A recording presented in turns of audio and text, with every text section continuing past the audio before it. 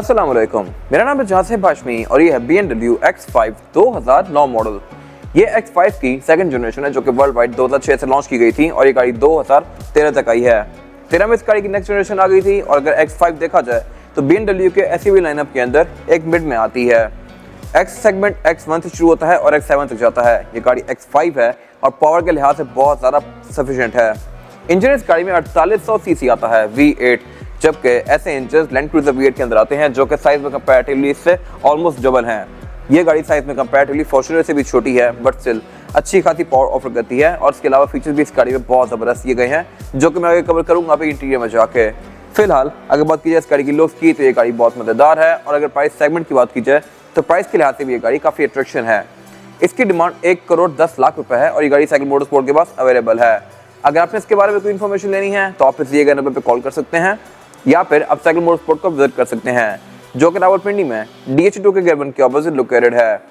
Cycle motorsport पर सिर्फ गाड़ियों की बाइंग एंड सेलिंग ही नहीं बल्कि गाड़ियों के काम भी किए जाते हैं जैसे कि tints, wrap, ceramic coating, PPF, graphene coating. फिर यहाँ पे गाड़ियाँ फेसलिफ्ट भी की जाती हैं और इसके अलावा यहाँ पर एक पेंट बूथ भी अवेलेबल है। सो गाड़ियों के किसी भी तरह के काम के लिए cycle motorsports is the place. Overall it's a great X5 and today I'm going to review it. Let's start with the exterior of this car. Front look के लिहाज से ये गाड़ी बहुत ज़्यादा एग्रेसिव है। ये गाड़ी 2006 में डिज़ाइन की गई थी but still even modern day के लिहाज से भी ये गाड़ी की खास ऑब्सोलीट नहीं लगती। इसकी हेडलाइट काफ़ी एग्रेसिव है। बोर्ड के अंदर इसकी काफ़ी स्ट्रॉन्ग ट्रैक्टर लाइन्स दी गई हैं जो कि इवन आज भी आपको बहुत सारी कार्स में देखने को नहीं मिलती और इसके अलावा यहाँ पे हर चीज़ काफ़ी हाईटेक है।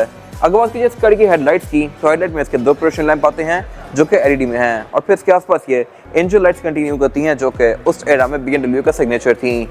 अब BMW किडनी ग्रिल्स पे फोकस करता है, किडनी ग्रिल को बड़ा से बड़ा करता जा रहा है, लेकिन उस एरा में BMW अपनी हाईलाइट की वजह से बहुत ज़्यादा फेमस था। इसके अलावा इसके फ्रंट पे फिर अगर बात कीजिए फीचर्स की तो यहाँ पे पार्किंग सेंसर्स भी दिए गए हैं और इस गाड़ी में क्रूज कंट्रोल भी आता है। फिर इसके अलावा स्पेसिफिक कार में ये सारी चीज़ें ब्लैक आउट हैं। इसमें क्रोम आता होता है लेकिन स्पेसिफिक कार में हर चीज़ को ब्लैक आउट किया हुआ है जो कि इस गाड़ी को बड़ी चलती सी लुक दे रहा है। फिर इसके अलावा यहाँ पे काफ़ी बड़ी किडनी ग्रिल्स दी गई हैं। फ्रंट पे फॉग लैंप्स आते हैं इस गाड़ी के जो कि इवन कॉर्नरिंग लाइट्स का भी काम करते हैं। इसकी विजिबिलिटी भी काफ़ी मज़ेदार है। फिर उसके अलावा इस गाड़ी के वाइपर्स भी रेन सेंसिंग आते हैं और इसमें कुछ और सेंसर्स दिए गए हैं जो कि मैं आगे जाकर कवर करूँगा अभी इंटीरियर में। इसके अलावा अगर बात कीजिए इस गाड़ी की साइड प्रोफाइल की तो यहाँ भी सब कुछ काफ़ी डिसेंट दिया गया है। करेक्टर लाइट यहाँ पे काफ़ी मिनिमलिस्टिक सी हैं जो कि फ्रंट फेंडर से टेल लाइट से कंटिन्यू करती हैं और इसके अलावा स्पेसिफिक कार में ये साइड स्टेप्स भी लगे हुए हैं जो कि आपको एंट्री एक्सिट में थोड़ा हेल्प करते हैं, लेकिन ये गाड़ी क्योंकि बहुत ज़्यादा ऊंची नहीं है तो इनकी कोई बहुत ज़्यादा ज़रूरत भी नहीं है। हर किसी की अपनी चॉइस है। कुछ लोग इसको एस्थेटिक लुक के लिए ऐड करते हैं, आप इसको उतरवाना चाहें तो उतरवा भी सकते हैं। फिर इसके अलावा इस गाड़ी में फीचर्स अगेन बहुत सारे दिए गए हैं। इसमें सॉफ्ट क्लोज डोर्स भी आते हैं जो कि इवन आज भी LC300 सीरीज़ के अंदर भी नहीं आते। अगर मैं इसके डोर को आधा बंद करूँगा तो ये बाकी खुद बंद होगा। ये फीचर BM अपनी 7 सीरीज में ऑफर करती है लेकिन X सीरीज में भी ऑफर करती है। टोयोटा अपनी LX570 के अंदर भी नहीं देता।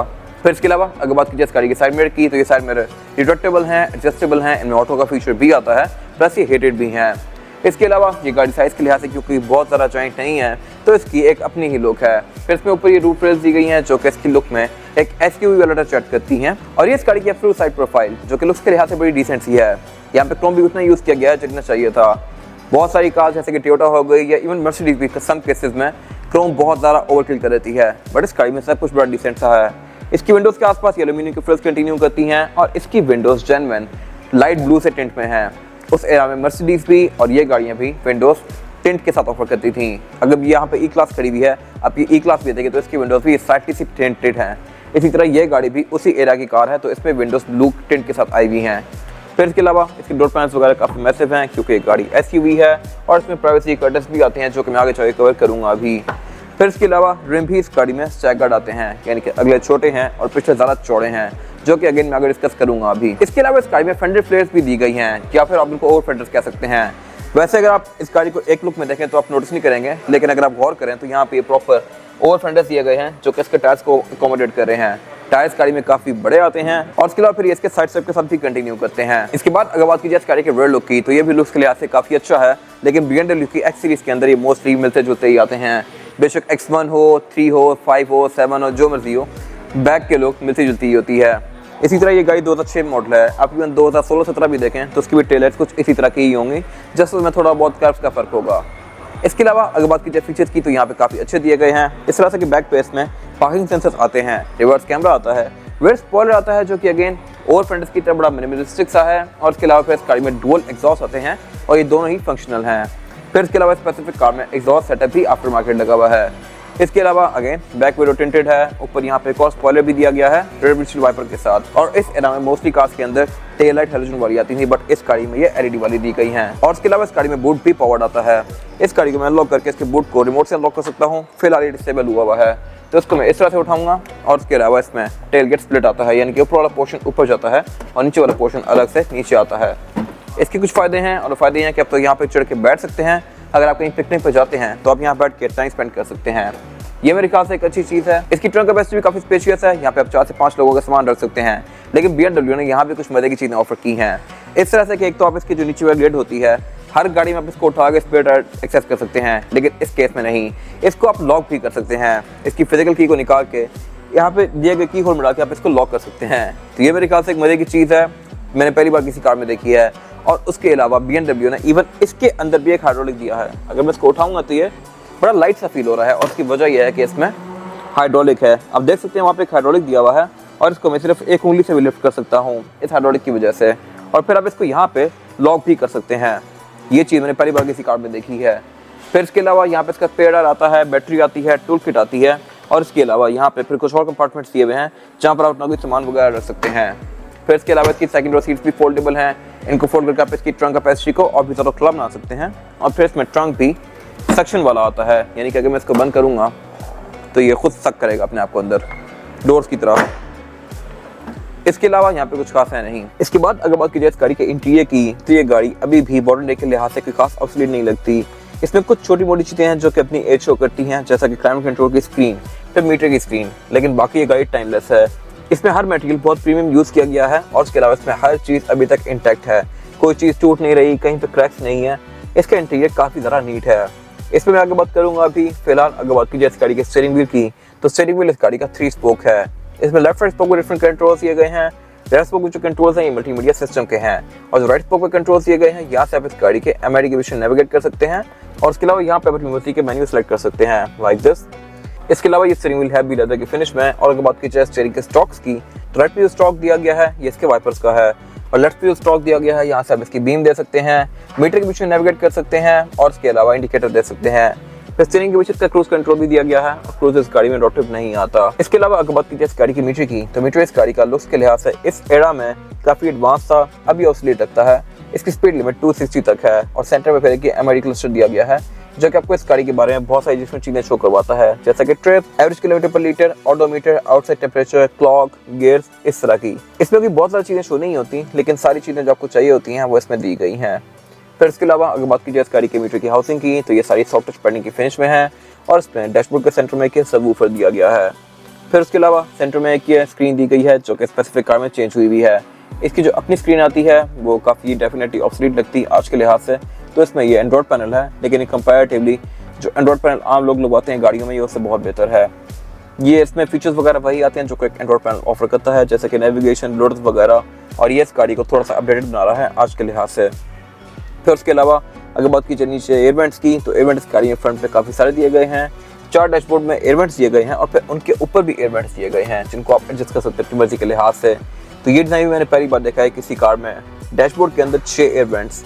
फिर उसके अलावा यहाँ पे इसका पोस्ट स्टार्ट दिया गया है और उस एरा में फिजिकल की जो होती है गाड़ी की वो डैशबोर्ड के अंदर जाती थी, बेशक वो 7 सीरीज हो, 5 हो या फिर X7 हो। ये इसकी की है, इसको मैं यहाँ पे इंसर्ट करूँगा तो इस गाड़ी का इग्निशन ऑन हो जाएगा, लेकिन इस गाड़ी को स्टार्ट करने के लिए मुझे फिर ये बटन दबाना पड़ेगा।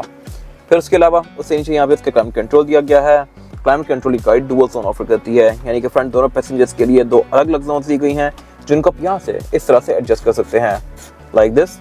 और फिर उससे नीचे इसका डिस्टेंस जो दिया गया है, आप डिस्क भी इस गाड़ी में 8 डाल सकते हैं और ऊपर पे यहाँ पे हॉट की दी गई है जहाँ से आप इसके ट्रैक्स को आगे या पीछे कर सकते हैं। इस स्पेसिफिक कार में ये डिसेबल्ड है। फिर उसके अलावा उससे नीचे इसका पार्किंग सेंसर ऑन ऑफ करने का कंट्रोल दिया गया है, DTC दिया गया है, डाउन एसेस कंट्रोल दिया गया है और ट्रंक रिलीज दिया गया है। अब इसकी ट्रंक को यहाँ से अनलॉक कर सकते हैं। फिर उसके अलावा नीचे यहाँ पे एक सिगरेट दिया गया है, एस्ट्रे दी गई है, कप होल्डर्स दिए गए हैं और उसके अलावा फिर यहाँ पे इसका गियर सेक्टर दिया गया है। ये बेसिकली इसका iDrive है। BMW X1 के अंदर ये एक एड ऑन फीचर है, X5 में ये स्टैंडर्ड आ गया था इस एरा के बाद से और X7 में भी आता है। ये बेसिकली एक इलेक्ट्रॉनिक गियर है जो कि उस टाइम के लिहाज से बड़ी मॉडर्न चीज़ है। इसको डिफरेंट गियर्स के बीच में अनलॉक दबा के स्विच कर सकते हैं इलेक्ट्रॉनिकली। फिर उससे पीछे इसकी पार्किंग ब्रेक दी गई है जो कि अगेन इलेक्ट्रॉनिक है। साथ यहाँ पे एक ये डायल दिया गया है जहाँ से आप इसकी स्क्रीन के बीच में नेविगेट कर सकते हैं इस तरह से। फिर उसके अलावा यहाँ पे एक फ़ोन होल्डर दिया गया है। उस एरा में फ़ोन काफ़ी छोटे आते थे, तो आप यहाँ पे अपना उस ज़माने का फ़ोन रख सकते हैं या फिर आज के ज़माने में आप यहाँ पे अपनी की रख सकते हैं। उसके अलावा यहाँ पे कुछ नहीं आएगा। फिर उसके पीछे यहाँ पे इसका सेंटर कंसोल दिया गया है जो कि स्प्लिट में है। इसको आप दो अलग डायरेक्शंस में खोलेंगे और यहाँ भी इस गाड़ी का अपना फ़ोन आता था। फिर नीचे सेंटर कंसोल है, काफ़ी बड़ा ऑक्स इनपुट दिया गया है, यूएसबी इनपुट दिया गया है और उससे पीछे फिर एक स्क्रीन दी गई है जो कि यहीं पे फोल्ड होती है इलेक्ट्रॉनिकली। इसके अलावा अगर बात की जाए इस गाड़ी की सीट्स की, तो सीट इस गाड़ी में ड्राइवर और पैसेंजर दोनों की इलेक्ट्रॉनिकली एडजस्टेबल आती हैं और ड्राइवर की सीट में मेमोरी फंक्शन भी आता है। यानी कि मैं यहाँ पे 2 मेमोरी सेटिंग्स बना सकता हूँ और ये गाड़ी उन सेटिंग्स के लिहाज से मेरी सीट को एडजस्ट करेगी जब भी मैं आकर इस गाड़ी में बैठूंगा। तो ये भी मेरे ख्याल से एक अच्छी चीज़ है। फिर इसके अलावा विंडोज़ गाड़ी में चारों ही सिंगल टैप वाली आती हैं, यानी कि उनको सिंगल टैप से फुली रोल डाउन या रोल अप कर सकता हूँ लाइक दिस। और ये विंडोज़ हैं भी डबल ब्लेस्ड, यानी कि इनकी थिकनेस कंपैरेटिवली आम विंडो से डबल है। तो ये बाहर से अंदर आने वाली नॉइस या अंदर से बाहर जाने वाली नॉइस को काफ़ी हद तक रिड्यूस कर देती है। यह है कि मेरे ख्याल से एक अच्छी चीज़ है। और उसके अलावा फिर इसके साइड मिरर भी रिट्रैक्टेबल आते हैं जिनको मैं गाड़ी के अंदर बैठ के ही फोल्ड या अनफोल्ड कर सकता हूँ लाइक दिस। एडजस्ट भी इसे कर सकता हूँ। और उसके अलावा फिर इस गाड़ी में स्पीकर्स भी काफ़ी प्रीमियम आते हैं। हेडलाइट इस गाड़ी की आप यहाँ से ऑन या ऑफ करेंगे और उनमें फॉग वाला ऑप्शन भी आता है। और उसके अलावा अगर बात कीजिए 20 मिनट की, तो ये भी ड्राइवर और पैसेंजर दोनों के लिए आते हैं और जिनकी लाइट ऑटोमेटिकली ऑन होती है लाइक दिस। फिर उसके अलावा सेंटर में इसका रेडियो मिरर दिया गया है जो कि ऑटो डिमिंग वाला है और केबिन लाइट्स दी गई हैं जिनको आप यहाँ से ऑन या ऑफ कर सकते हैं। फिर उसके अलावा उससे पीछे इसकी पैनोरामिक रूफ दी गई है। ये डबल पैनोरामिक रूफ है। आजकल तो ये आपको हर गाड़ी में देखने को मिलती है, लेकिन उस एरा में ये काफ़ी बिग डील थी। ये चीज़ अपने टाइम के लिहाज से बहुत सारा अहेड थी। इसको आप यहाँ से ओपन कर सकते हैं लाइक दिस। और उसके अलावा फिर यहाँ पे माइक्स भी दिए गए हैं। आप अगर अपना फ़ोन कनेक्ट करते हैं इस गाड़ी के साथ तो ये माइक्स आपकी आवाज़ यहाँ से लेके ट्रांसमिट करेंगे। फिर इसके अलावा इस गाड़ी की हेडरेस्ट भी एडजस्टेबल हैं, इनको मैं आगे या पीछे कर सकता हूँ अपनी मर्जी के लिहाज से लाइक दिस। और उसके अलावा आप सोच रहे होंगे कि इस गाड़ी का ग्लव कंपार्टमेंट किधर है। ये वाला एरिया इस गाड़ी का फिक्स ही है, लेकिन ग्लव कंपार्टमेंट इसका यहाँ पे आता है। लेफ्ट एयर वेंट के नीचे एक बटन दिया गया है जिसको मैं दबाऊंगा तो ये स्प्लिट ओपन होगा लाइक दिस और इसमें लाइट भी दी गई है। फिर इसके अलावा यहाँ से आप इसके अंदर डिस्क भी माउंट कर सकते हैं और इसके अलावा यहाँ पे कुछ खास है नहीं। इसके बाद अगर बात की जाए इस गाड़ी में रेयर पैसेंजर्स के लिए सीटिंग कैपेसिटी की, तो ये भी काफ़ी ज़्यादा स्पेशियस है। मेरे पास यहाँ पे लेग रूम का बिल्कुल भी कोई इशू नहीं है और हेड रूम का भी। और इसके अलावा ये गाड़ी चौड़ाई में भी ठीक है, तो यहाँ पे 3 लोग बहुत आसानी से बैठ सकते हैं। 4 आना चाहें तो वो भी आ जाएंगे, लेकिन फिर ज़्यादा कंफर्टेबल नहीं होंगे। और इसके अलावा इस गाड़ी में मैनिटीज भी बैक पे बहुत अच्छी दी गई हैं। इस तरह से कि रेयर पैसेंजर्स के लिए 2 अलग अलग जोन आती हैं, राइट के लिए अलग, लेफ्ट के लिए अलग। अगेन ये चीज़ भी आपको अब देखने को मिलती होगी, लेकिन उस एरा में ये चीज़ बहुत ज़्यादा अहेड थी अपने टाइम से। मैं यहाँ से इनको एडजस्ट कर सकता हूँ। और इसके अलावा फिर बैक पे स्क्रीन भी दी गई है। उस एरा में टीवी होते थे, लाइक एलसीडीज भी नहीं होती थी, बट इस गाड़ी में इतनी सारी स्क्रीन दी गई थी। और इसके अलावा स्क्रीन ऑटोमेटिकली रेस होकर ट्विस्ट होती है। फिर इसके अलावा अगर बात कीजिए क्लाइमेट कंट्रोल के वेंट्स की, तो वेंट इस गाड़ी में एक पिलर में दिया गया है, एक पाँव पे दिया गया है और एक सेंटर में दिया गया है फ्रंट की तरह ही। फिर इसमें स्पीकर्स भी प्रीमियम आते हैं और स्पीकर्स को रन करने के लिए बैक पे की स्क्रीन दी गई है और स्क्रीन से नीचे प्रॉपर एक डीवीडी प्लेयर दिया गया है। यहाँ पर रेयर पैसेंजर अपनी मर्जी के लिहाज से डिस्क डाल के अपना मीडिया भी प्ले कर सकते हैं। और फिर उससे नीचे 2 ऑक्स के इनपुट दिए गए हैं जहाँ पर आप इंडिविजुअली हेडफोन्स लगा के डेढ़ पे ऑडियो सुन सकते हैं। अगर आपने पूरी गाड़ी का ऑडियो नहीं सुनना तो आप अपना भी सुन सकते हैं। तो ये मेरे ख्याल से बड़ी मदद की चीज़ें हैं। फिर नीचे यहाँ पे 2 सिग्नल लाइटें दिए गए हैं और उसके अलावा सेंटर में फिर एक ही सेंटर कंसोल आता है जिसको आप इस तरह से ओपन कर सकते हैं लाइक दिस। इसको आप एज एन आर्मरेस्ट यूज़ कर सकते हैं और इसमें कप होल्डर्स वगैरह भी आते हैं जिनको आप इस तरह से रिलीज करेंगे। फिर इसके अलावा इसकी केबिन लाइट साइड पे आती हैं। सेंटर में क्योंकि पैनोरामिक रूफ है तो केबिन लाइट साइड पे कर दी गई और इनको आप इंडिविजुअली भी ऑन कर सकते हैं इस तरह से। 2 तो केबिन लाइट्स हैं, फिर 2 रीडिंग लाइट्स हैं। और इसके अलावा इस गाड़ी में रेड लाइट्स भी आती हैं जिनको आप इस तरह से रेट या लोअर कर सकते हैं। तो ये मेरे ख्याल से एक गाड़ी में देने के लिए बहुत सारे फीचर्स हैं।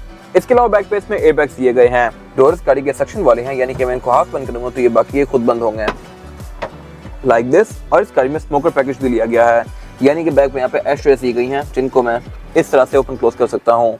तो यकीन मेरे ख्याल से बड़ी मजे की चीज़ें हैं और इसके अलावा यहाँ पे कुछ खास है नहीं। इसके बाद अगर बात कीजिए इस गाड़ी के इंजन की, तो इंजन इसमें 4800 सीसी है, यानी कि 4800 सीसी। और एक गाड़ी है भी xDrive 48i।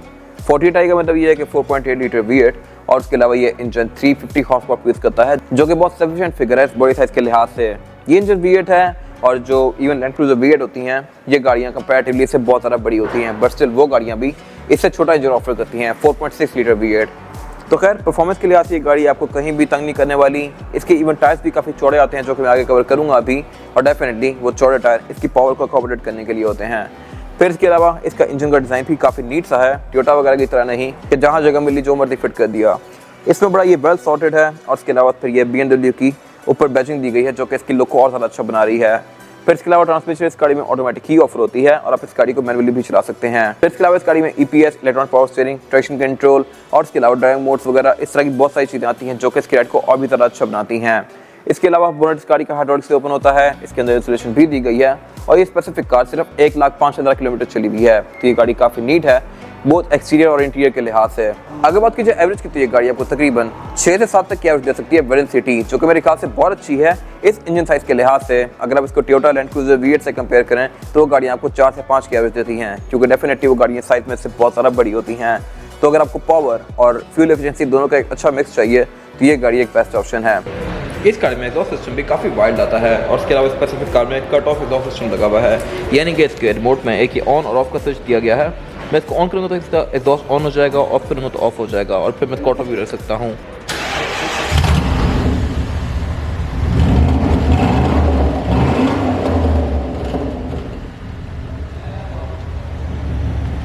इसके बाद अगर बात कीजिए इस गाड़ी के टायर साइज की तो BMW X5 के अंदर जो टायर साइज है इससे बड़ा टायर मैंने आज तक नहीं देखा। इस गाड़ी में अगले टायर 275, 40 और 20 साइज के साथ हैं और पिछले टायर का साइज 315, 35 और 20 है। 20 इंचेस का रिम इस गाड़ी में कुछ भी नहीं लगता। साइज के लिहाज से रिम इस गाड़ी के साथ कुछ भी नहीं लगता। 20 इंचेस का रिम V8 में काफी बड़ा लगता है, जबकि इस गाड़ी के साथ देखने में लगता है कि ये 17 इंचेस का होगा या 18 इंचेस का होगा, हालांकि ये 20 इंचेस का रिम है। और क्योंकि इस गाड़ी में टायर बहुत मैसिव आते हैं तो ये इस गाड़ी के कैरेक्टर को बहुत ऊपर ले जाते हैं। इसमें टायर साइज 315 है बैक पे। ये रिम स्ट्रैगर्ड आते हैं, यानी कि अगले छोटे हैं पिछले ज़्यादा बड़े हैं और फिर ये दोनों ही टायर पिरीली हैं। इन टायर्स की राइड काफ़ी मज़ेदार है और इसके अलावा इस गाड़ी का सस्पेंशन इतना सॉफ्ट है कि इतने बड़े टायर होने के बावजूद इसके अंदर ज़रा सी भी नॉइज़ नहीं आती। फिर इसके अलावा डेफिनेटली ये गाड़ी क्योंकि 4800 सीसी इंजन के साथ आती है जो कि V8 है, तो उसकी पावर को इनकॉर्पोरेट करने के लिए इतने टायर्स होना लाजमी है। फिर इसके अलावा इन टायर्स की लाइफ भी आधे से ज़्यादा रिमेनिंग है, तो ये आपको 30 से 40,000 किलोमीटर तक एक अच्छे राइड प्रोवाइड करेंगे। इसके अलावा इस गाड़ी में फिर ABS, ट्रैक्शन कंट्रोल इस तरह की बहुत सारी चीज़ें आती हैं जो कि इसकी राइड को और ज़्यादा अच्छा बनाती हैं। इसके अलावा यहाँ पे कुछ खास है नहीं। ये था इसका रिव्यू। अगर आपको ये रिव्यू पसंद आया तो इसको लाइक कीजिए, मेरे चैनल को सब्सक्राइब कीजिए और अगर आपके पास गाड़ी से रिलेटेड कोई राय है तो उसको कमेंट सेक्शन में शेयर जरूर कीजिएगा, ताकि वो लोग जो गाड़ी देने वाले हैं वो आपकी राय से फ़ायदा उठा सकें। अपना ख्याल रखिएगा। Thank you.